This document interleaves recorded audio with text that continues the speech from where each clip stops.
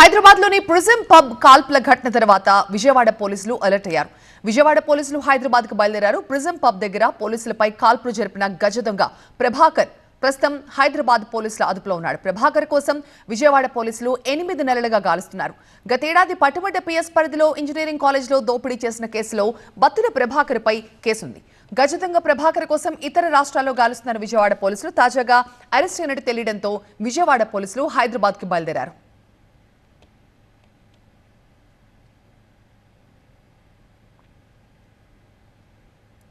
Hyderabad గచ్చిబౌలిలో gun firing తీవ్ర కలకలం రేపింది. మోస్ట్ వాంటెడ్ గజ దొంగ ప్రభాకర్ పోలీసులపై కాల్పులు జరిపాడు. ప్రిజం పబ్ లో ఉన్న ప్రభాకర్ ని అరెస్ట్ చేసేందుకు ప్రయత్నిస్తుండగా కాల్పులకు తెగబడ్డాడు. 2 రౌండ్ల కాల్పులు జరపడంతో కానిస్టేబుల్ వెంకట్రెడ్డి అలాగే బౌన్సర్ కి బుల్లెట్ గాయాలయ్యాయి. తప్పించుకునేందుకు ప్రయత్నించిన దొంగను అతి కష్టం మీద అదుపులోకి తీసుకున్నారు పోలీసులు. చిత్తూరు జిల్లాకు చెందిన 26 ఏళ్ల ప్రభాకర్ తెలుగు రాష్ట్రాల్లో 100కు పైగా చోరీ, దోపిడీ కేసుల్లో ఉన్నాడు. నార్సింగి, రాజేంద్రనగర్లో ఇతనిపై అనేక కేసులున్నట్లుగా చెప్పారు మాదాపూర్ డీసీపీ వినీత్. 2020లో మొదటిసారి విశాఖలో అరెస్ట్ అయిన ప్రభాకర్ 2022లో పోలీసుల నుంచి తప్పించుకుని అప్పటి నుంచి పరారీలో ఉన్నాడు. పక్కా సమాచారంతో ప్రిజం పబ్కు వచ్చారు పోలీసులు.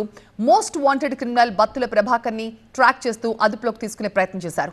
దీంతో పోలీసులపైనే కాల్పులకు దిగాడు ప్రభాకర్. దొంగని నిలువరించే ప్రయత్నంలో కానిస్టేబుల్ వెంకట్రెడ్డి, బౌన్సర్ కి కూడా గాయాలయ్యాయి. కాల్పులతో పబ్ లో ఉన్న వాళ్ళంతా తీవ్ర భయభ్రాంతులకు గురయ్యారు. ప్రభాకర్ నుంచి 2 తుపాకులు, 20 రౌండ్ల బుల్లెట్లు స్వాధీనం చేసుకున్నారు పోలీసులు.